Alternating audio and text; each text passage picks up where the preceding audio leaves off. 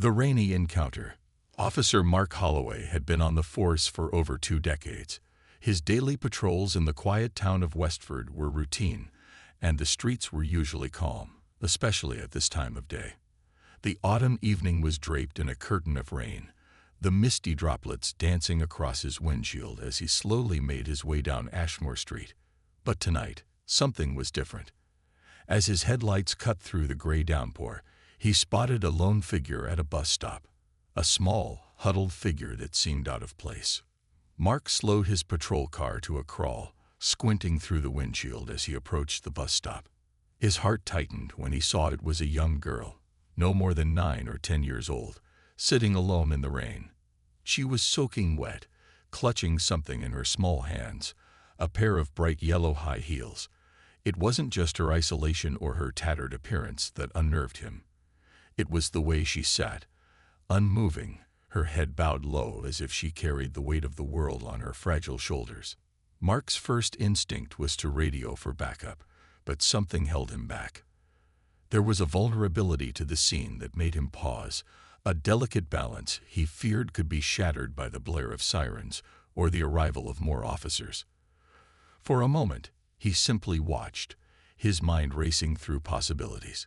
Was she lost? Had something happened to her? And why was she holding those shoes so tightly? With a deep breath, he pulled the car over to the curb and stepped out into the rain. The cold droplets soaked through his uniform, but he hardly noticed. His focus was on the little girl, whose face was barely visible beneath her dark, drenched hair. He took a few careful steps toward her, trying not to startle her. "Hey there," he called out gently, his voice barely rising above the sound of the rain. "I'm Officer Holloway. Are you okay?" The girl didn't respond. She didn't even flinch. Her grip on the shoes tightened, but her body remained still, her eyes fixed on some distant point beyond the bus stop. Mark took another step closer, kneeling down to her level. "It's cold out here," he said softly, his eyes searching her face for any sign of acknowledgement. "How about we find somewhere dry to talk? I can help you." For a long moment, there was only silence. Then, slowly, the girl raised her head. Her dark eyes met his, and for the first time, he saw the depth of her fear. It was a fear that went beyond the cold, beyond the rain. It was a fear that spoke of something deeper, something he couldn't yet understand. Mark's heart ached at the sight. He had seen that look before, in victims of trauma, in children who had experienced things no child should ever have to endure. But this was different. This was personal. He had lost his daughter, Emma, in a house fire years ago, a tragedy that had haunted him ever since. Seeing this little girl, so alone and frightened, stirred something deep within him. "What's your name?" he asked, keeping his voice gentle. The girl didn't answer. Instead, her eyes dropped back down to the yellow shoes in her lap, as if they held all the answers she couldn't give. Mark glanced at the shoes. They were worn, scuffed, and far too big for her small feet. He couldn't help but wonder why she was holding them so tightly, as if they were the only thing keeping her grounded. "Those are some pretty shoes," Mark said, trying a different approach. "Are they yours?" Again, there was no response, but this time, he thought he saw a flicker of something in her expression, an emotion he couldn't quite place. He decided to try once more. "Listen," he said, his tone soft but firm. "I know you're scared, but you're not in trouble. I just want to help. Can you tell me where you're from? Is there someone I can call for you? Maybe your parents." At the mention of parents, the girl's body stiffened.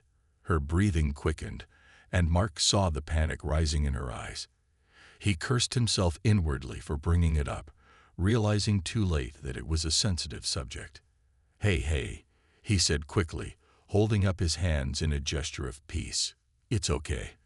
We don't have to talk about that right now. How about we just get out of this rain, and we can figure things out from there?" The girl hesitated, her eyes darting between him and the shoes in her hands. Mark could see the struggle in her face, the desire to trust him warring with her instinct to run. He knew he had to tread carefully. "I got a nice warm car right over there," he said, nodding toward his patrol car. We can sit in it for a bit, and if you're hungry, I've got some snacks in the glove compartment. What do you say?" For a moment, it seemed like she might agree. Her grip on the shoes loosened slightly, and Mark could see the gears turning in her head. But just as quickly, the moment passed. Without warning, the girl bolted, sprinting across the wet pavement and into the night. "Wait!" Mark shouted, his heart leaping into his throat as he took off after her. His boots splashed through puddles as he chased her down the street, his pulse pounding in his ears. The girl was fast, much faster than he had anticipated. But Mark wasn't about to let her disappear into the darkness. "Stop," he called, his voice desperate as he closed the distance between them. "It's not safe out here." But she didn't stop. If anything, she ran faster, her small form darting between streetlights and into the shadows. Mark's breath came in short gasps as he pushed himself to keep up, the rain blurring his vision. He could still see her, just ahead, her pink dress a flash of color in the gray haze. Then, suddenly, she was gone. Mark skidded to a halt, his eyes scanning the street frantically. She had disappeared into a narrow alley, barely visible between two buildings. He took a deep breath, his heart pounding in his chest. He had to find her. He couldn't lose another child. Not this time. Steeling himself, Mark plunged into the alley, his mind racing with questions. What had scared her so much? What was she running from? And why did she seem so desperate to hold on to those yellow shoes? As he rounded a corner, his flashlight beam caught a glimpse of movement. The girl was crouched behind a stack of crates, her tiny body trembling in the shadows. Mark slowed his pace, trying to calm his own breathing as he approached her. "It's okay," he said softly, his voice echoing in the narrow space. "You don't have to run anymore. I'm not here to hurt you." The girl didn't move, but this time, she didn't bolt either. Mark knelt down a few feet away from her, keeping his distance, but making sure she could see him clearly. "I'm here to help," he said again, his voice steady. "Whatever it is you're scared of, we can figure it out together. But you have to trust me." For the first time, the girl looked up, her tear-filled eyes meeting his.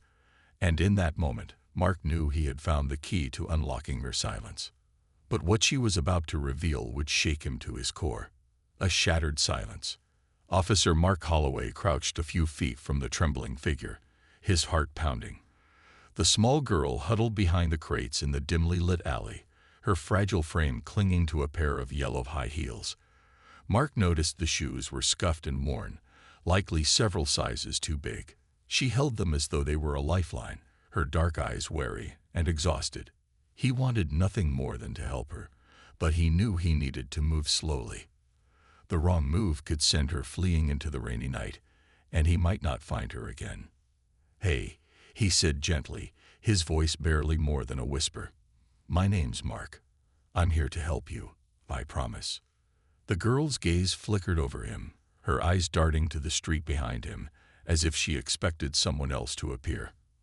Her knuckles were white against the worn leather of the shoes, and her breath came in short, panicked bursts. Mark took a careful step forward, closing some of the distance between them, but stopping short, allowing her space to breathe. "Those shoes look important to you," he remarked softly. "Were they a gift?" She didn't answer, but he noticed a subtle shift in her posture, a slight loosening of her grip on the shoes. In courage, Mark pressed on, keeping his tone gentle and calm. "I know you've been through something scary, but you're not alone anymore, okay?" He offered a small smile, hoping to reassure her. "I'm a police officer. My job is to keep people safe, especially kids." For a long moment, the girl simply stared at him, her expression a mixture of fear and desperation. But then, as if something within her finally cracked, she let out a shaky breath, and her grip on the shoes relaxed. "My name is Tessa," she whispered, her voice barely audible. The sound of her own name seemed to surprise her, as if she hadn't spoken it aloud in a long time. Mark nodded, repeating her name softly. "Tessa, that's a beautiful name." He kept his movements slow, easing down onto one knee to get on her level. "Tessa, can you tell me why you're out here all alone?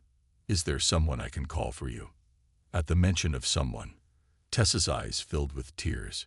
She looked down, clutching the shoes to her chest again, her small body racked with silent sobs.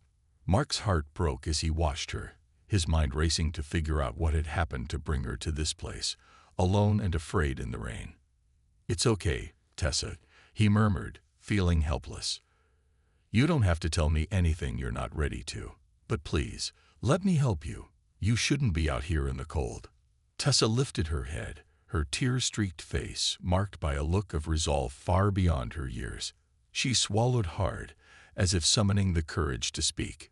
"My mom, she told me to run," she managed, her voice breaking. "She said to run and not look back, no matter what." The words hit Mark like a physical blow. He kept his expression calm, not wanting to scare her, but inside, alarm bells were ringing. Tessa's words hinted at something darker, something dangerous. He forced himself to focus, to keep his voice steady. "Why did she want you to run, Tessa?" he asked gently.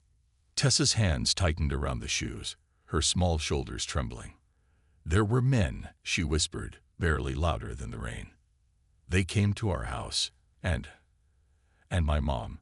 She told me to hide first, but then She trailed off, her gaze dropping to the shoes, her voice a haunted whisper. "She gave me these and told me to run as fast as I could. She said they were from someone special." Mark's mind raced, piecing together the story as best he could. Tessa's mother had clearly been trying to protect her, but from what?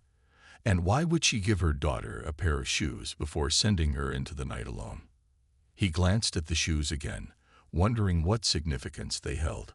But whatever the reason, one thing was clear. Tessa was in danger, and her mother had sacrificed herself to keep her safe. "I understand, Tessa," he said softly, reaching out a tentative hand. "You were very brave to do what she asked. But now I need to keep you safe. Will you come with me? My car's just down the street. We can get you warm and dry, and then we can figure out what to do next." For a moment, Tessa looked torn, her gaze flickering between Mark and the street, as if weighing her options. But then, finally, she nodded, a small, hesitant movement that spoke volumes. Mark let out a silent sigh of relief. "Good," he said, his voice gentle. "Let's get you out of the rain, okay?" He extended his hand, and after a moment's hesitation, Tessa placed her small, cold hand in his. The touch was hesitant, but it was a start. Together, they'd made their way out of the alley, Mark keeping a protective arm around her as they walked toward his patrol car. As they approached the car, Mark opened the passenger door and guided Tessa inside, wrapping a warm blanket around her before buckling her in. She shivered slightly, but the warmth of the car seemed to help, and she leaned back against the seat, her grip on the shoes finally relaxing a bit. Mark climbed into the driver's seat, glancing over at her as he started the engine. "I'm going to take you to the station, okay? We have people there who can help, and we'll make sure you're safe." Tessa nodded, her expression a mixture of exhaustion and relief. She leaned her head against the window, her eyes drifting shut as the warmth of the car lulled her into a sense of calm. For the first time since he had found her, she looked almost peaceful. As they drove through the rain-soaked streets, Mark's mind raced. He would have to make some calls, get child services involved, and find out what had happened to Tessa's mother. But right now, his priority was making sure Tessa felt safe. He glanced over at her again, noting the way her hand rested protectively on the yellow shoes. Whatever story lay behind those shoes, he was determined to uncover it. The drive was quiet, the only sound the soft hum of the engine and the patter of rain against the windshield. Tessa dozed fitfully beside him, her small frame huddled beneath the blanket. Mark's heart ached for her, for the trauma she had clearly endured. He knew the road ahead would be difficult for her, but he was determined to do everything in his power to help her heal. As they pulled into the police station, Mark gently shook Tessa's shoulder to wake her. She blinked groggily, looking around with wide, uncertain eyes. "We're here," he said softly. "This is a safe place. You don't have to be afraid anymore." Tessa nodded, her grip tightening on the shoes again as she followed him inside. Mark guided her through the station, bypassing the bustling main area and taking her to a small, quiet room that was often used for interviews with children or victims of sensitive cases. It was furnished with comfortable chairs, warm lighting, and a few toys, creating a calming atmosphere. "Why don't you sit here?" Mark suggested, gesturing to a plush armchair in the corner. "I'll get you some hot chocolate. Would you like that?" Tessa nodded, her eyes wary but grateful. She climbed into the chair, clutching the shoes to her chest once more. Mark watched her for a moment, his heart heavy with empathy. This little girl had been through something terrible, and she needed all the comfort he could give. As he stepped out of the room to prepare the hot chocolate, he spotted Officer Maria Rodriguez walking down the hallway. She was a compassionate officer and someone Mark trusted implicitly. He quickly filled her in on the situation, and without hesitation, Maria agreed to sit with Tessa while he made some phone calls. When he returned with a steaming cup of hot chocolate, Maria was sitting beside Tessa, chatting softly with her. Tessa looked up as he entered, a faint smile crossing her face as she accepted the warm mug.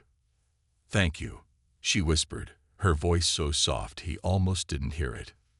Mark nodded, his heart swelling with a mixture of relief and determination. He didn't know what lay ahead, but he knew one thing for certain. He would do everything in his power to protect this little girl and help her find her way back to safety.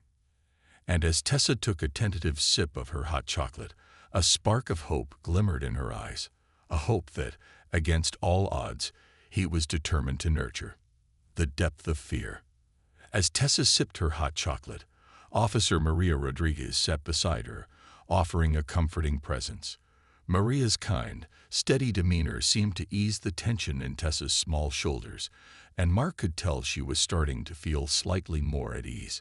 But the haunted look in her eyes hadn't faded, and the way she clutched the yellow shoes indicated she wasn't ready to let go of her past just yet.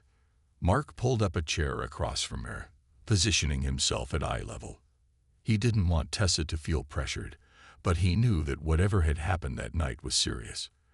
The sense of urgency gnawed at him. He needed to understand what she'd been through if he was going to protect her. "Hey, Tessa," Mark said gently, "if you're feeling up to it, I'd like to ask you a few questions. You don't have to answer anything you're not comfortable with. Just say what you can. Okay." Tessa looked down, her hands tightening around the shoes as she gave a small nod. "Thank you, sweetheart," Mark continued, offering her a warm smile. "You mentioned your mom told you to run. Was it because of those men you talked about?" Tessa's gaze dropped to her lap, and she took a shaky breath. They came to our house," she whispered, her voice wavering. "They were loud, and they scared her." Mark exchanged a glance with Maria, who gave him an encouraging nod. He knew he had to tread carefully here. "Did you know these men?" he asked softly. Tessa shook her head, her eyes filling with fresh tears. "No, they were strangers. My mom told me not to answer the door for anyone, but she did. I don't know why. She never let strangers in before." Maria reached over and gave Tessa's hand a gentle squeeze. "It's okay, honey. You're safe here, and no one can hurt you." Taking a deep breath, Tessa continued. "I was hiding, like she told me to. I was under the bed, but I could hear them talking." Her voice dropped to a whisper. "One of them was angry, saying he'd been looking for her. He kept asking about someone named Caleb." Mark's ears perked up at the name. "Did your mom know anyone named Caleb?" Tessa looked up, her face pale and eyes wide. "Caleb was my brother," she said, her voice barely audible. He was taken from us when I was little. My mom always said he'd come back one day, but he never did." Mark's heart sank. He could barely imagine the pain this family must have gone through, losing a child and then facing strangers demanding answers about him years later. Your brother was taken, Mark asked gently. Do you remember anything about that? Tessa shook her head slowly. No, Mom didn't talk about it much, just that he was special, and people would want him because of that. She sniffled, clutching the yellow shoes even tighter. She never explained why, just that it wasn't safe for us to stay in one place for too long. The pieces were beginning to form a picture, but Mark still couldn't quite make sense of it. What kind of people would go after a family, harass a mother, and hunt down a young girl years after her brother had been taken? Do you think those shoes were your brother's?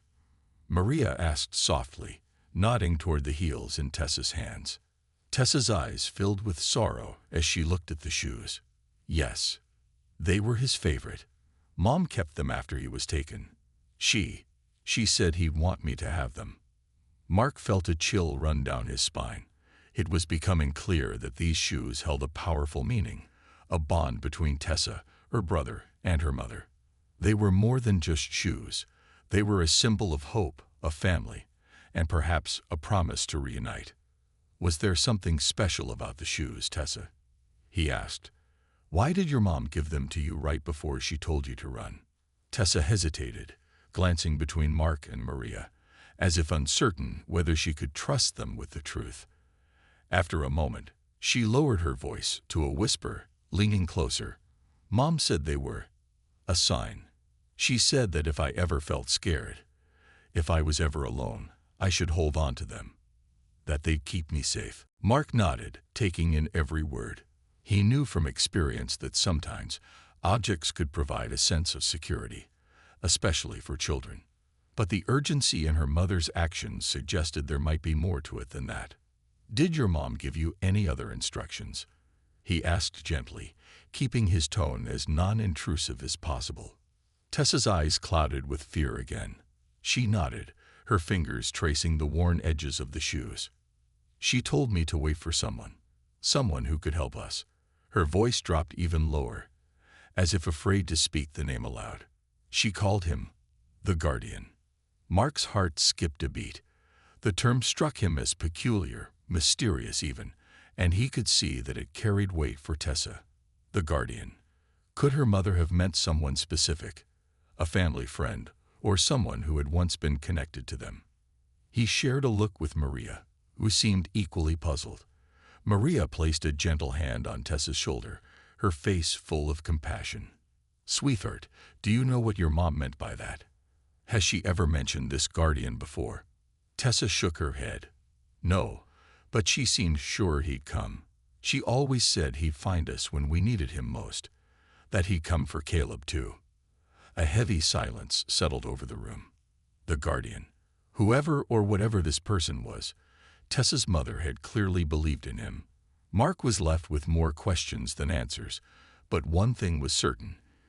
He needed to find out who this guardian was if he was going to protect Tessa. Thank you for telling us, Tessa, he said, his voice gentle but firm.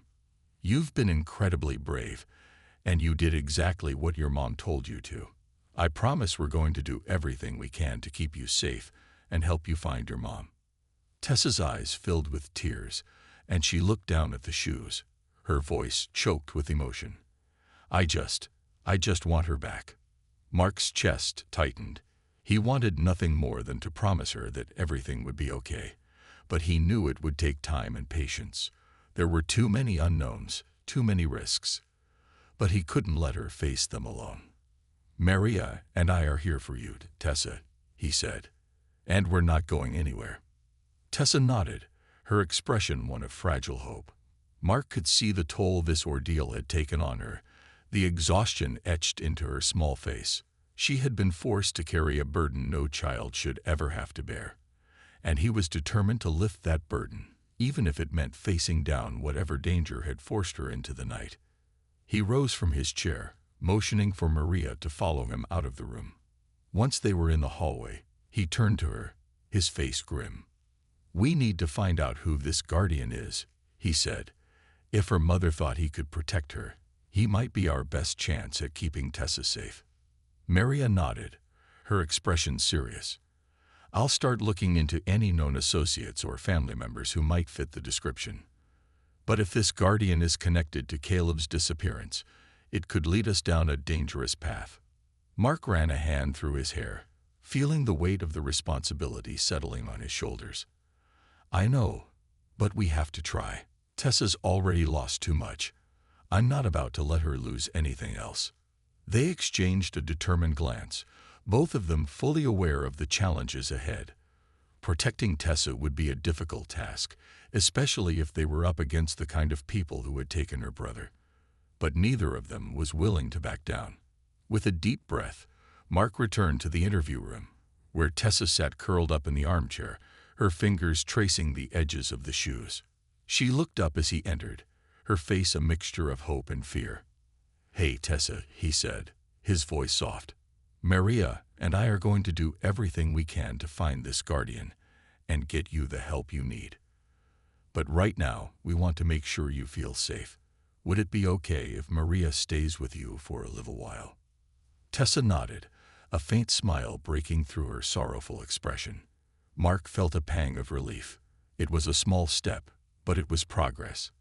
He watched as Maria took a seat beside her, chatting quietly, her warmth and kindness helping to ease Tessa's fears.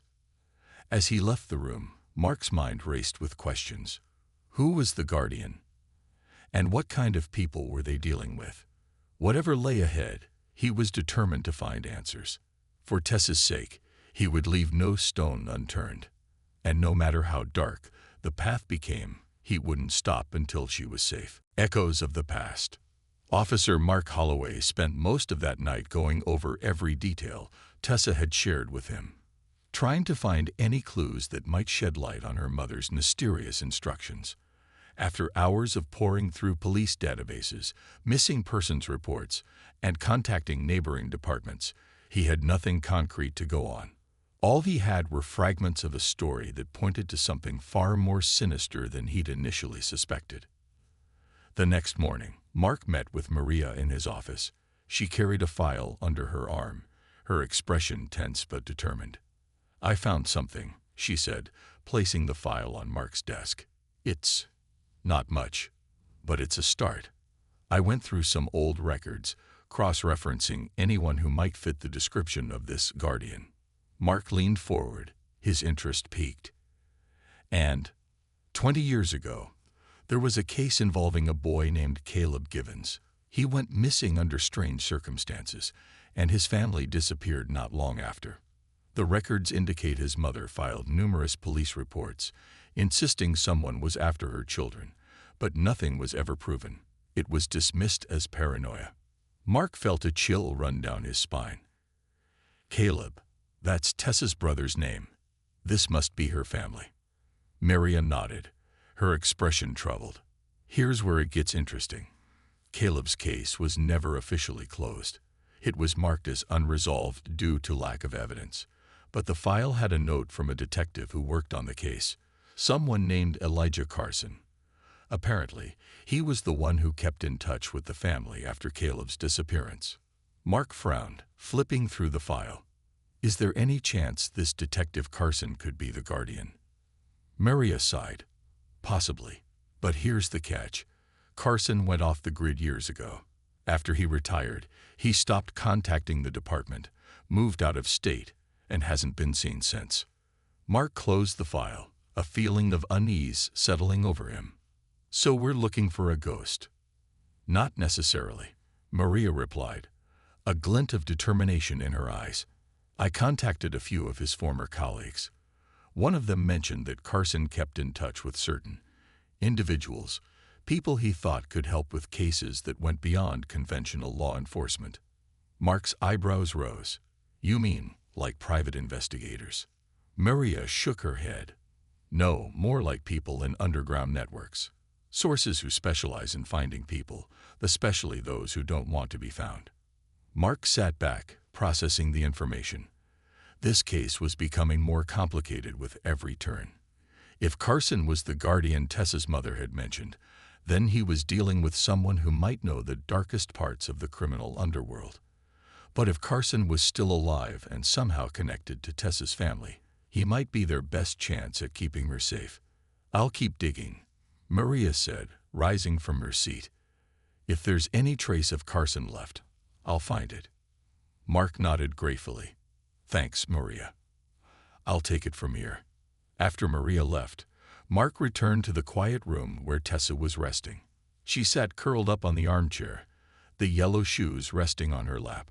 Her expression was distant, her eyes clouded with memories and unspoken fears.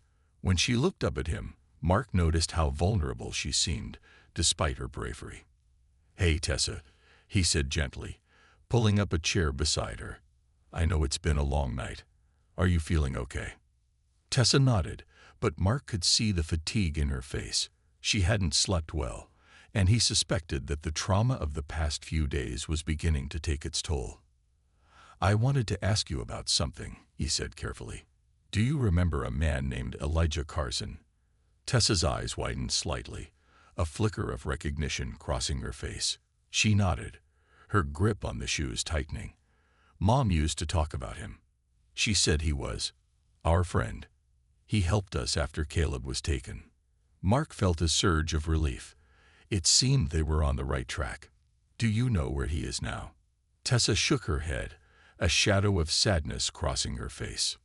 "No, Mom said he had to go away, but that he'd come back if we ever needed him." Mark placed a reassuring hand on her shoulder. "Well, I think it's time we find him. And I promise I won't stop until we do." Tessa's gaze softened, and for the first time, Mark saw a spark of hope in her eyes. It was small, but it was there, a glimmer of light in the darkness that had consumed her life for so long. "Thank you," she whispered, her voice barely audible. Mark nodded, his resolve strengthening. He would find Carson, no matter how long it took. The next few days were a whirlwind of activity. Mark and Maria worked tirelessly, following every lead they could find on Elijah Carson. They reached out to contacts, combed through old records, and even enlisted the help of retired officers who had worked with Carson. But each lead seemed to end in a dead end, and Carson remained elusive. Then, one evening, Maria burst into Mark's office, her face flushed with excitement. "I think I've found him," she said, barely able to contain her excitement. "One of my contacts in the private security industry heard about a man who fits Carson's description. He's been working under a pseudonym, going by the name Gray. He specializes in locating missing persons, but only takes cases by referral." Mark felt a surge of hope. "Where is he?" "Last known location was a small town upstate," Maria replied, handing him an address. "It's a bit of a drive, but if this is our guy, he might be able to help us." And Tessa. Without wasting another moment, Mark gathered his things, notifying the captain and grabbing a few supplies for the road. He knew he couldn't rest until he found Carson and brought him back. Tessa's safety depended on it. The drive was long and uneventful, the rural scenery passing in a blur as Mark made his way to the remote town. By the time he arrived, the sun was beginning to set, casting a warm glow over the quiet streets. He parked outside a small, unassuming building at the edge of town, a rundown office that bore the faded sign, "Gray Investigations." Mark took a deep breath, steeling himself as he approached the door. He didn't know what to expect, but he knew that Tessa's future hinged on this meeting. He knocked on the door, and after a moment, it creaked open. A tall, silver-haired man stood in the doorway, his piercing blue eyes scrutinizing Mark with an intensity that sent a chill down his spine. "Officer Holloway, I presume," the man said, his voice gravelly but calm. Mark nodded, extending a hand. "Mr. Carson, I assume." The man didn't shake his hand. Instead, he gave a slight nod, stepping aside to let him in. "You're here about Tessa, aren't you?" Mark was taken aback. "You know about her?" Carson's gaze was steady, his face unreadable. "I knew her mother, and I knew one day someone would come looking for me because of that girl." Mark felt a surge of anger, tempered by his curiosity. "If you knew they were in danger, why didn't you do something? Why did you disappear?" Carson's expression hardened. "Because it wasn't safe for them or for me. Tessa's family was involved in something far bigger than you realize, officer. And if I had stayed, It would have only put them in more danger. Mark clenched his fists, his frustration mounting. So you just left them to fend for themselves. Carson's eyes softened, a trace of regret flashing across his face. I didn't abandon them, Officer Holloway. I protected them in ways you can't imagine. And I'm still protecting them, even now. Mark took a step back, his anger fading as he processed Carson's words. He could see the sincerity in the man's eyes, the weight of the choices he had made. Tessa needs your help, he said finally, his voice steady. She's all alone, and her mother's missing. Carson's gaze darkened, his jaw tightening. So it's come to that. Mark nodded, watching as Carson's expression shifted from regret to resolve. I know it's asking a lot, but Tessa's scared. She needs someone who understands what she's been through, someone who can protect her. For a long moment, Carson was silent, his face a mask of contemplation. Then, finally, he nodded. I'll come with you. But if I do, you need to understand what you're getting into, officer. There are forces at play here that go beyond anything you've encountered. And if you're not ready to face them, you're better off leaving this alone. Mark met his gaze, unflinching. I'll do whatever it takes to protect Tessa. Just tell me what we need to do. Carson regarded him for a moment, then gestured toward a dusty map on the wall. We're not dealing with ordinary criminals, officer. This goes back years, to people who've been hunting Tessa's family for a long time. People who want what her brother had. Mark felt a chill run down his spine. What did Caleb have that was so valuable? Carson's eyes were intense, a flicker of pain evident. He had a gift, one that made him a target. And now, Tessa's at risk too. Mark swallowed hard, the weight of the situation pressing down on him. He didn't know what kind of danger they were up against, but he knew one thing for certain. He wasn't going to let anyone hurt Tessa. Then let's stop them, Mark said, his voice firm with resolve. Whatever it takes. Carson nodded, a grim look settling on his face. We don't have much time. They'll come for her, just like they came for Caleb. And this time, we have to be ready. As Mark followed Carson out of the building, he knew that the journey ahead would be fraught with danger. But he was ready. For Tessa's sake, he would face whatever darkness lay ahead. The shadow that follows. The road back to the city felt longer than usual. As Officer Mark Holloway drove through the dark countryside with Elijah Carson sitting in the passenger seat, his mind churned with the gravity of what he had learned. The man beside him was not just a retired detective. He was someone who had spent years navigating the dangerous underworld that Tessa's family had become entangled with. Carson's warning echoed in Mark's mind. This goes beyond anything you've encountered. Mark glanced at Carson, who sat silently, staring out the window as if lost in his own thoughts. The weight of what lay ahead settled heavily on Mark's chest.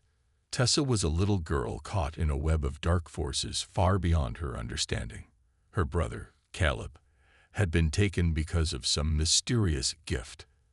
And now it seemed those same people were after her.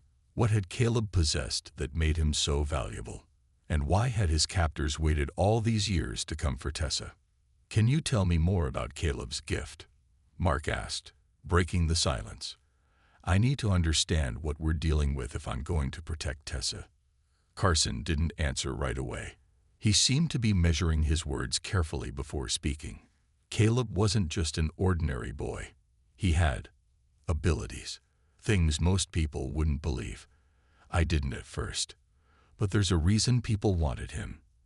His mother tried to protect him, but they found him anyway. What kind of abilities? Mark pressed. Carson turned to face him, his blue eyes dark and serious. The kind that make people desperate to control him. Caleb could see things that hadn't happened yet. Premonitions. His visions weren't always clear, but when they were incredibly accurate. His mother tried to hide this from the world, but word got out. And once it did, people came looking for him. Mark's grip tightened on the steering wheel. People, you mean criminals? Not just criminals, Carson said, his voice low. There are powerful groups out there, people with influence, resources, and a lot to lose if the wrong information gets into the wrong hands.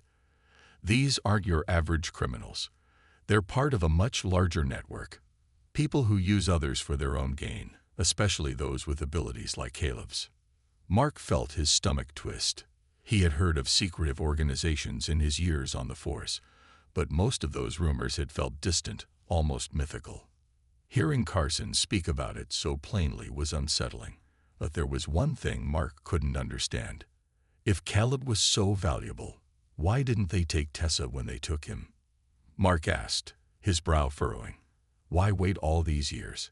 Carson sighed, rubbing a hand over his face. At the time, Tessa was too young. They didn't know if she had inherited the same abilities, and they weren't willing to take the risk of exposing their operation for a child who might not be what they wanted. But now that she's older, they've probably learned something that makes her just as valuable as Caleb. Mark's mind raced. He couldn't imagine what Tessa must be going through, the terror she must feel knowing that people wanted to exploit her for something she didn't even understand. The little girl he had met at the bus stop, clutching those yellow shoes, seemed so fragile, yet there was something resilient about her too. She had survived this long because of her mother's protection, but now it was up to him and Carson to keep her safe. We're getting close to the station, Mark said, glancing at the clock on the dashboard. Tessa's been resting there with Officer Maria Rodriguez. She'll be glad to know we found you. Carson gave a small nod, but his expression remained grim. You need to understand something, Holloway. Finding me was the easy part. What comes next won't be. If they know about Tessa, and I'm almost certain they do, then they'll be coming for her soon. Mark nodded, fully aware of the implications. That's why we have to be ready. We'll put her under protective custody, move her somewhere safe. Carson's lips thinned into a line. There won't be anywhere safe if they've set their sights on her. The best we can do is stay one step ahead of them. The words hung in the air like a warning. Mark knew Carson was right. He had seen what organized criminals were capable of. But this was something more. These were people who had access to resources that could easily outmaneuver local law enforcement. Mark was going to need all the help he could get. When they arrived at the station, it was late. The building was quieter than usual, the night shift officers going about their work in a subdued atmosphere. Mark and Carson made their way through the empty hallways toward the room where Tessa was resting. As they approached, Maria stepped out, her expression softening when she saw Mark. She's asleep, Maria said quietly. I've been sitting with her, but she's exhausted. Poor thing. She keeps clutching those shoes, even in her sleep. Mark sighed, running a hand through his hair. She's been through a lot, and it's not over yet. Maria's gaze shifted to Carson, sizing him up. So, you're the famous Elijah Carson. Mark's been talking about you nonstop. Carson gave her a curt nod. I'm just here to help the girl. Maria's eyes narrowed slightly. Good, because she needs all the help she can get. Mark could sense the tension between them, but didn't have time to dwell on it. Let's go inside, he said, opening the door softly. We need to talk to Tessa when she wakes up. They stepped into the room, where Tessa was curled up in a chair, her small body wrapped in a blanket. The soft glow of the desk lamp illuminated her face, and Mark could see how worn out she was. She stirred slightly as they entered, her hand instinctively tightening around the shoes. Carson took a seat in the corner, watching her with an unreadable expression. Mark crouched down beside Tessa, gently placing a hand on her shoulder. Tessa, he whispered, his voice soft. Wake up, sweetheart. Tessa's eyes fluttered open, blinking against the dim light. When she saw Mark, her expression softened with recognition, but there was still fear lingering in her gaze. Hi, Tessa, Mark said softly. I brought someone here to see you. Do you remember Mr. Carson? Tessa's eyes widened as she looked across the room, spotting Carson in the corner. She hesitated for a moment, then nodded slowly. Mom told me about him, she whispered. She said he would help us. Carson rose from his seat and approached her, kneeling down beside Mark. His gaze softened, and for the first time, Mark saw a hint of tenderness in the man's eyes. "Tessa," Carson said gently, "I'm sorry I wasn't there sooner. But I'm here now, and I'm going to help you. I promise." Tessa blinked up at him, her expression conflicted. "Where's my mom?" Carson's face tightened. "We don't know yet, Tessa, but we're going to do everything we can to find her." Tessa's lower lip quivered, and she hugged the shoes tighter to her chest. "She told me to run. She said I had to leave, because they were coming for us." Mark's heart broke at the sight of her fear. He wished he could take it all away, but he knew the only way to protect her was to face the truth head-on. "We're not going to let them take you, Tessa," Mark said, his voice steady. "You're safe here with us." Tessa nodded, but Mark could see the doubt in her eyes. She had already experienced too much loss to fully believe in safety anymore. Suddenly, there was a knock at the door. Maria opened it, revealing another officer with a grim look on his face. "Officer Holloway," he said, his tone urgent. "There's been a break-in at Tessa's family's house. We found signs of a struggle." Mark's stomach dropped. Her mother. The officer shook his head. No sign of her. But whoever broke in, they left a message.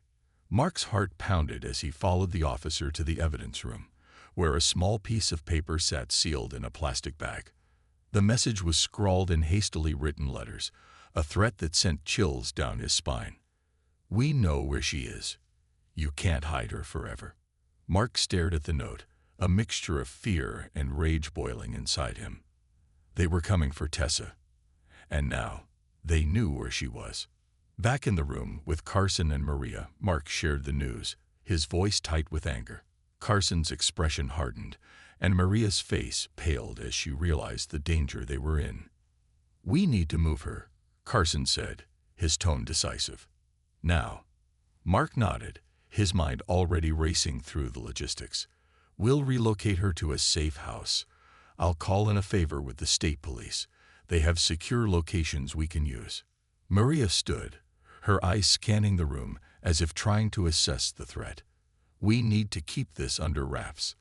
If they have connections inside law enforcement, we can't trust everyone." Mark agreed. The fewer people who knew about the move, the better. They quickly gathered Tessa's belongings, and as they prepared to leave, Mark knelt down beside her once more. "Tessa," he said softly, "we're going to take you somewhere safe, okay? Somewhere they can't find you."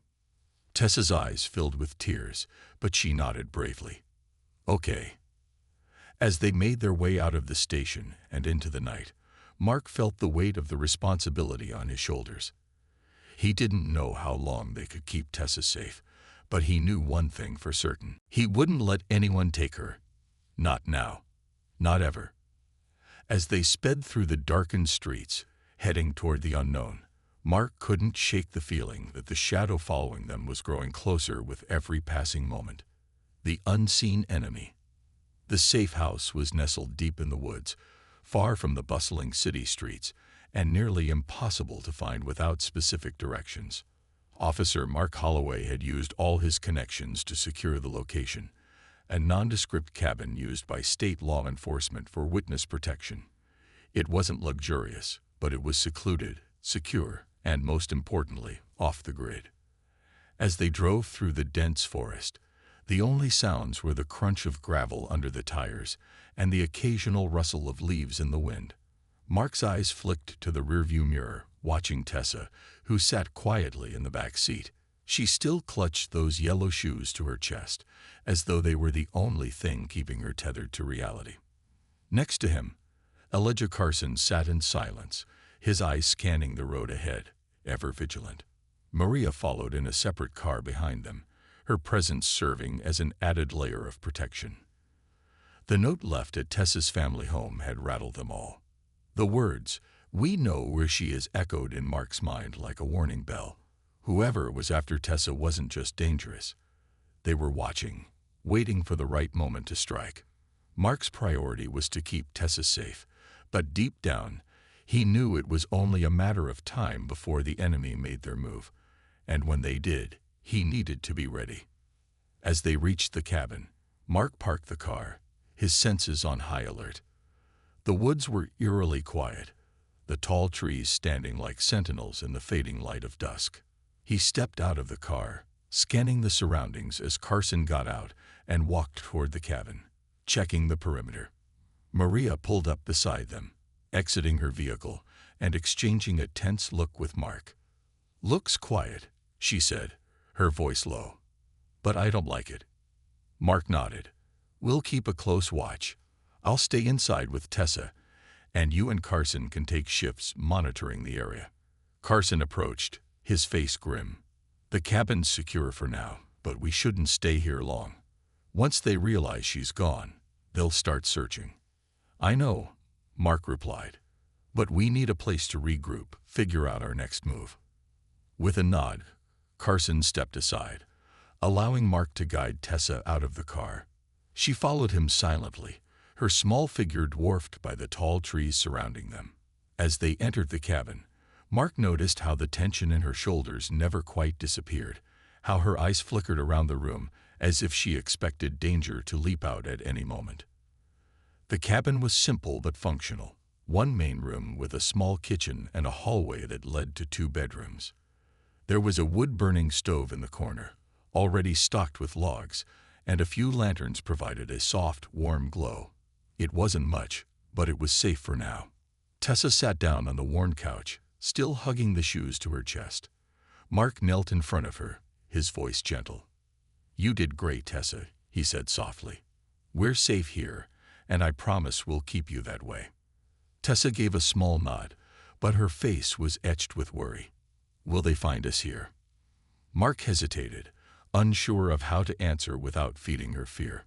He didn't want to lie, but the truth was far too terrifying for a little girl to carry. "We'll do everything we can to make sure they don't," he finally said, his voice firm. "And if they come, we'll be ready." She met his gaze, searching his face for reassurance.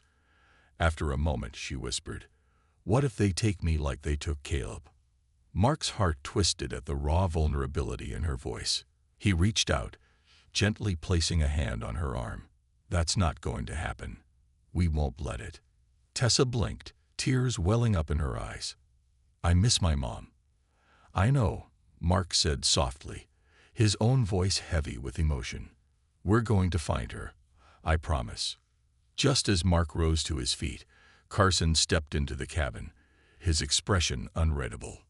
He motioned for Mark to join him near the door. Once out of earshot, Carson spoke in a low voice. "I've been thinking about what happened with Caleb," Carson said, his eyes narrowing. "If they took him because of his abilities, there's a good chance they believe Tessa has them too. That's why they're coming after her now." Mark crossed his arms, frowning. "But she hasn't shown any signs, right? No visions, no premonitions like Caleb." Carson shook his head. "Not that I know of. But that doesn't mean they aren't waiting for them to manifest. They might be watching her, testing her. If she's anything like Caleb, they'll try to take her when she's at her most vulnerable." Mark's gut churned. The idea of Tessa being taken like her brother, of her being used by these shadowy figures for their own purposes, filled him with rage. He had seen too many innocent lives destroyed by predators in his years on the force. But this was something far darker. And it wasn't just Tessa's safety at stake. It was her entire future. "We need a plan," Mark said, his voice low. "Something to throw them off, buy us more time." Carson nodded, his mind already working through the possibilities. "I'll reach out to some old contacts, people who specialize in staying off the radar. If we're lucky, we can find a way to disappear long enough to get ahead of them." Mark was about to respond when Maria entered the cabin, her face tight with concern. "I've got eyes on a vehicle down the road," she said, her voice tense. "It hasn't moved, but it's close enough to be watching us." Mark's pulse quickened. "How long has it been there?" "Just a few minutes," Maria replied, her hand resting on the radio at her side. "I didn't want to spook them by approaching, but if they're here, They're not alone. Carson swore under his breath. It's too soon. They must have tracked us somehow. Mark's mind raced. They couldn't stay in the cabin much longer. If the enemy knew where they were, they had to move fast. But Tessa needed rest, and they couldn't keep running indefinitely. Okay, Mark said, taking control of the situation. Maria, keep an eye on that vehicle. Carson, see if you can make those calls and find us a new place to go. I'll stay with Tessa. Maria nodded and headed back outside, her movements efficient and focused. Carson grabbed his phone and moved to the far end of the cabin to make his calls. Mark returned to Tessa, who was still sitting on the couch, her eyes wide with fear. Tessa, Mark said, kneeling in front of her again. We might have to leave soon, but I need you to trust me. We'll keep you safe. Tessa nodded, but her hands trembled as she clutched the shoes tighter. What if they're already here? Mark swallowed the lump in his throat. We'll be ready if they are. Outside, the air was thick with tension. Maria stood at the edge of the woods, her eyes locked on the distant vehicle. It hadn't moved, but its presence was unnerving. She keyed her radio, speaking in a low tone to the local sheriff's office, notifying them of the suspicious car without giving away too much. As she turned back toward the cabin, her gut told her something was off. The vehicle hadn't moved, and whoever was inside hadn't made any attempts to approach. It was almost as if they were waiting for something. Just then, a rustling in the bushes caught her attention. Maria's hand flew to her sidearm, her eyes narrowing as she scanned the trees. Her instincts were screaming that something wasn't right. She moved cautiously toward the sound, her heart pounding in her chest. But before she could react, a figure emerged from the shadows, silent, swift, and deadly. Maria barely had time to register the movement before a sharp pain exploded in her side. She stumbled back, clutching her abdomen as blood soaked through her shirt. The attacker melted back into the woods as quickly as they had appeared, leaving Maria gasping for breath, her vision blurring. Inside the cabin, Mark heard the commotion and rushed to the door, his pulse racing. When he saw Maria staggering toward him, blood pouring from the wound in her side, his heart dropped. Maria, he shouted, running to her side and catching her as she collapsed. What happened? They're here, Maria gasped, her voice weak. They're already here. Mark's blood ran cold. The enemy wasn't just watching. They were already closing in. And now, they were out of time. As Carson rushed to tend to Maria's wound, Mark's mind raced. He had to think quickly, had to stay calm for Tessa's sake. The safe house was compromised, and they had only minutes to get out before the attackers closed in. Tessa, Mark called, rushing back inside the cabin. We have to go now. Tessa looked up at him, her face pale with fear. Without a word, she grabbed the yellow shoes and ran to him, her small body trembling as she clung to his side. Carson, blood on his hands from trying to stop Maria's bleeding, met Mark's gaze with urgency. We can't outrun them. Not like this. Mark knew he was right, but as the darkness closed in around them, he realized something important. They couldn't just run from this. They had to face it head-on. And whatever happened next, Mark knew one thing for certain. He would fight with everything he had to protect Tessa. As the shadows of the enemy circled closer, Mark steeled himself for the battle that was about to unfold. The unseen enemy was no longer waiting. They were here, and they would stop at nothing to get what they wanted. But Mark wasn't going to let them win. Not this time. A reckoning in the shadows. Officer Mark Holloway's heart raced as the forest around the cabin seemed to close in, thick with tension. They had only minutes, if not seconds, before the unseen enemy made their move. Tessa clung to his side, her small hands wrapped tightly around those yellow shoes, as though they were the only thing tethering her to safety. Beside him, Elijah Carson stood, his weathered face set in grim determination. Maria lay on the cabin floor, clutching her side where the attacker had slashed her. Carson had managed to stop the bleeding for now, but she was pale, her breath shallow. They needed to move, But Maria was too weak to travel far, and the enemy was closing in fast. "I'll stay with her," Carson said, his voice low but urgent. "You need to take Tessa and run. Get her as far away from here as you can." Mark's jaw tightened. Leaving Maria and Carson behind didn't sit well with him, but Carson was right. Tessa was the target, and if they stayed, all of them would be at risk. Still, the thought of abandoning them gnawed at him. "There has to be another way," Mark muttered, glancing between Carson and the dense forest outside the window. "We can't just." "We don't have time for another way," Carson interrupted, his eyes flashing. "They're already here, Holloway. If we don't move now, they'll take Tessa." Mark clenched his fists, fighting the instinct to stay and fight. But Carson was right. He couldn't let his emotions cloud his judgment. Tessa's safety was the priority. He gave Carson a firm nod. "I'll take her," Mark said, turning to Tessa. "We're going to run, okay? I need you to stay close to me, no matter what happens. Can you do that?" Tessa nodded, her eyes wide with fear but filled with a quiet resolve. She trusted him. He could see that in the way she gripped his hand.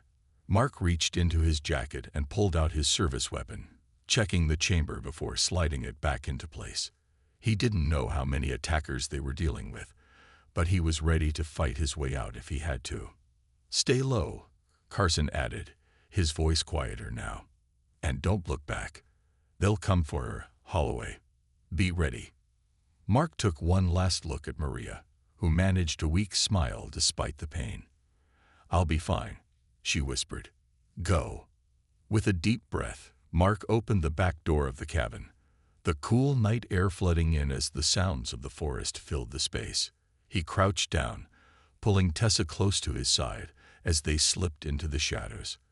The moonlight barely filtered through the canopy of trees, casting the forest in a patchwork of darkness and faint silvery light. It was the perfect cover, but it also meant their enemies would be difficult to spot. Every rustle of leaves, every crack of a branch, sent Mark's heart pounding. He led Tessa deeper into the woods, careful to move silently, his senses heightened to the point of exhaustion. They had only just begun their escape, but already the weight of the chase bore down on him. He knew the enemy wasn't far behind, and soon they would strike. The forest around them was eerily quiet, save for the occasional distant cry of an owl. But Mark knew better than to trust the silence. He crouched down behind a thick tree, pulling Tessa down with him as he scanned the area. They had covered some ground, but not enough. If the enemy had already breached the cabin, it wouldn't take long for them to start hunting through the woods. "We need to keep moving," Mark whispered to Tessa, his voice barely audible. "Stay right behind me, okay?" Tessa nodded, her grip on the shoes tightening as she kept close. They moved in tandem, weaving between trees, Mark's eyes constantly scanning the shadows for movement. His mind raced through escape routes, trying to stay a step ahead of whoever was after them. But the terrain was unfamiliar, and the deeper they went into the forest, the more disoriented he became. Then, without warning, a sharp crack echoed through the trees. A gunshot. Mark's body tensed instinctively, his hand flying to the grip of his pistol.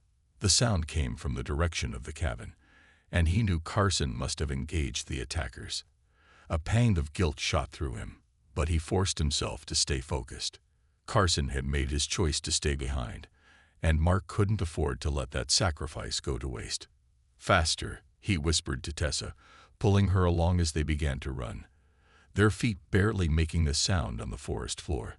The trees seemed to blur past them as they moved, Mark's every sense alert. But then, just as they rounded a dense thicket, he saw it, movement in the shadows. Two figures emerged from the darkness, their faces obscured by hoods, but their intentions clear. Mark barely had time to react before one of them raised a gun, the metallic glint catching in the faint moonlight. "Down!" Mark shouted, pulling Tessa to the ground as the first shot rang out. The bullet whizzed past them, striking the tree just above Mark's head. He drew his weapon in a fluid motion, returning fire as he shielded Tessa with his body. His first shot hit one of the attackers in the shoulder, sending him staggering back, but the second figure was already closing in. "Stay down," Mark ordered, his voice low but firm as he took aim again. This time, his shot found its mark, and the second attacker crumpled to the ground with a grunt. Mark's heart pounded in his chest, the adrenaline coursing through his veins as he scanned the area for more threats. For a moment, there was only silence, broken only by the labored breathing of the injured attacker. Tessa's small body trembled beside him, but she didn't cry out. She didn't panic. Mark could see the fear in her eyes, but there was also something else, something quiet and steely, a determination that surprised him. "We have to keep going," Mark said, his voice urgent but calm. "Are you okay?" Tessa nodded, her lips pressed tightly together. Mark helped her to her feet, keeping his eyes on the downed attackers. One was clearly unconscious, but the other, the one he'd hit in the shoulder, was still conscious, albeit writhing in pain. "Who sent you?" Mark demanded, his voice cold as he trained his gun on the injured man. The attacker gritted his teeth, his hand clutching his bleeding shoulder. "You can't stop us," he hissed, his voice full of venom. "They'll keep coming for her. You don't know what you're dealing with." Mark's jaw clenched. "Who are they?" The man's lips curled into a twisted smile, blood staining his teeth. "You'll never know," he spat, "but she'll belong to them, just like her brother." Mark's blood boiled, but he forced himself to stay calm. Without another word, he turned, pulling Tessa close as they began to move again. The man's words haunted him, but there was no time to dwell on them. The longer they stayed, the more danger they were in. They had to reach the edge of the forest and find another safe house before more attackers arrived. As they moved deeper into the woods, Mark's mind raced. The enemy wasn't just a group of criminals. They were something far more organized, far more dangerous. Whoever they were, they had resources, connections, and an unwavering determination to take Tessa. And they wouldn't stop until they succeeded. Mark pushed through the brush, his breath coming in short, sharp bursts. Every sound in the forest felt magnified. Every shadow seemed to move, but he forced himself to focus. They had to make it out. They had to stay ahead. Just when Mark thought they might have lost their pursuers, he heard it. A soft, almost imperceptible rustle in the trees above them. He froze, his instincts screaming at him to move, but it was too late. A figure dropped from the canopy, landing silently in front of them, blocking their path. Mark raised his gun, but before he could fire, the figure lunged forward, knocking the weapon from his hand with a swift, practiced motion. Mark barely had time to register the attack before a second figure appeared behind him, trapping them between two enemies. "Run, Tessa," Mark shouted, turning to face the second attacker. He lunged at the figure, using every ounce of his strength to keep them away from the girl. He landed a solid punch, but the attacker barely flinched, moving with a fluidity that Mark had never encountered before. Tessa hesitated for a split second, her eyes wide with fear as she looked between Mark and the two attackers. But then, with a burst of courage, she turned and ran, her small figure disappearing into the trees. Mark's heart pounded as he fought off the attackers, his every instinct screaming at him to go after her. But he couldn't let them follow. He had to buy her time. With a fierce yell, Mark grabbed a fallen branch and swung it at the nearest attacker, catching him across the jaw. The man staggered back, but before Mark could press the advantage, the second figure struck from behind, sending him sprawling to the ground. Pain shot through Mark's body as he hit the dirt, but he forced himself to get up, his mind focused on one thing, keeping Tessa safe. He could hear her running in the distance, her footsteps growing fainter as she fled deeper into the forest. Mark stood, his breath ragged, his body battered, but he didn't back down. The attackers closed in, their movements calculated, efficient. They were professionals, and they had the upper hand. But Mark wasn't about to give up. With a growl of defiance, he charged at them, knowing full well that he might not survive the fight. But if it meant buying Tessa even a few more seconds of freedom, it was worth it. As he threw himself into the fray, a single thought echoed in his mind. Stay safe, Tessa. Run, and don't look back. Tessa ran, her heart pounding in her chest as she tore through the forest. The trees blurred around her breath coming in ragged gasps. But she didn't stop. Mark's words echoed in her mind, driving her forward. She had to keep going. She had to stay ahead of them. Her legs burned, her feet slipping on the wet leaves beneath her, but she pushed herself harder. She could hear the sounds of the fight behind her, the distant grunts and thuds as Mark fought to protect her. Tears filled her eyes, but she blinked them away, focusing on the path ahead. In the distance, she saw a faint light, a glimmer of hope in the darkness. Without thinking, she ran toward it, her feet barely touching the ground as she raced through the trees. As she neared the light, her heart soared. It was a road, a way out. But just as she reached the edge of the forest, a hand shot out of the darkness, grabbing her arm with a vice-like grip. No, Tessa screamed, struggling to break free, but the hand held her fast. A figure stepped out of the shadows, his face hidden beneath a hood. He was one of them, the people who had taken Caleb. And now, they had come for her. Tessa's heart raced, her mind spinning with fear. She couldn't let them take her. She wouldn't. Summoning every ounce of strength she had left, Tessa twisted in the man's grip, bringing the yellow shoes up and slamming them into his face.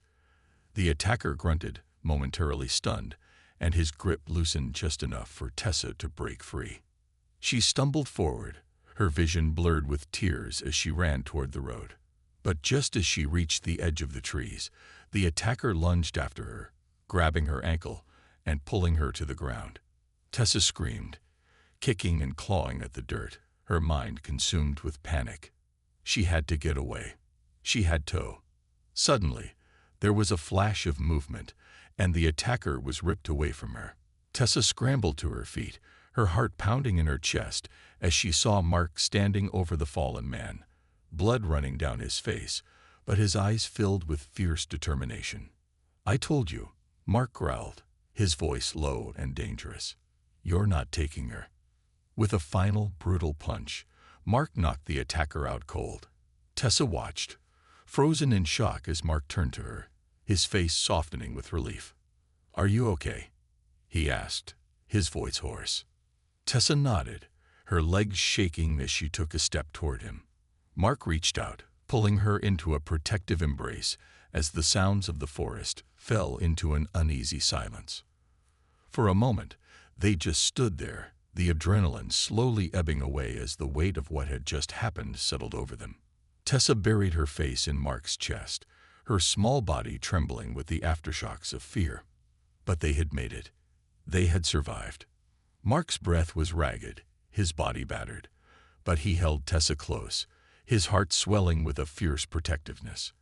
He didn't know what the future held, but one thing was certain: as long as he was alive, no one would ever take Tessa from him.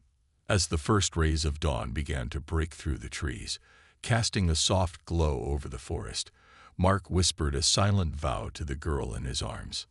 "I will protect you. Always." And with that, they turned and walked toward the road, leaving the shadows of the enemy behind, at least for now. But even as they moved forward, Mark knew that the fight was far from over. The enemy was still out there, waiting, watching, and one day they would come again. But next time, Mark would be ready, and so would Tessa.